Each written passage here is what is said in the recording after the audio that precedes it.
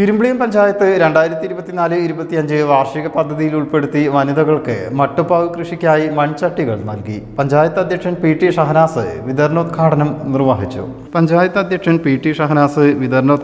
നിർവഹിച്ചു. വീട്ടിൽ തന്നെ മട്ടുപ്പാവ് എന്ന് പറഞ്ഞാൽ അവരെ വീടിന്റെ ടെറസിലാവാം, അല്ലെങ്കിൽ നമ്മളുള്ള പ്രദേശങ്ങളിലാവാം. ഇത് നടത്തുന്ന ലക്ഷ്യത്തോടെയാണ് ഈ പദ്ധതി നടപ്പിലാക്കുന്നത്. നമുക്കറിയാം, ഏകദേശം 10,000-നടുത്ത് ഗുണഭോക്താക്കൾ ഈ പദ്ധതിയുമായിട്ട് മുന്നോട്ട് വന്നിട്ടുണ്ട്.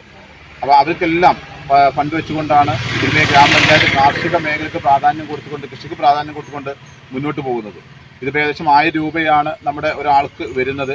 അതിൽ 60% പഞ്ചായത്ത്, 40% സബ്സിഡി അടക്കമുള്ള സംവിധാനങ്ങൾ ഉപയോഗിച്ചുകൊണ്ടാണ് ഈ 5 മൺചട്ടികളും അതുപോലെ തന്നെ വളങ്ങളും അതുപോലെ തന്നെ തയ്യും നമ്മൾ കൊടുത്തുകൊണ്ട് ഈ പദ്ധതിക്ക് തുടങ്ങി കുറിക്കുന്നത്. ഇത് നല്ല രീതിയിൽ വിനിയോഗിച്ചുകൊണ്ട് നമ്മുടെ പഞ്ചായത്തിലെ വീടുകളിലേക്ക് ആവശ്യമുള്ള കാർഷിക വിഭവങ്ങൾ കുറച്ചെങ്കിലും നമ്മുടെ വീടുകളിൽ ഉൽപ്പാദിപ്പിക്കാൻ ലക്ഷ്യമാണ് ഇതുമായി മുന്നോട്ട് വന്നത്. അതിനെല്ലാവരും തയ്യാറായി വന്നിട്ടുണ്ട്.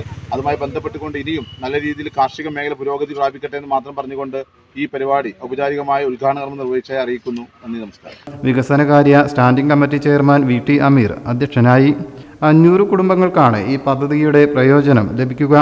ആരോഗ്യ വിദ്യാഭ്യാസ standing committee chairman N Muhammad, ക്ഷേമകാര്യ standing committee chairperson N Khadeeja, ഭരണസമിതി അംഗങ്ങളായ മാനുപ്പ, ഉമ്മു കുൽസു, കൃഷി ഓഫീസർ മഞ്ജു മോഹൻ എന്നിവർ ആശംസകൾ അർപ്പിച്ച് സംസാരിച്ചു.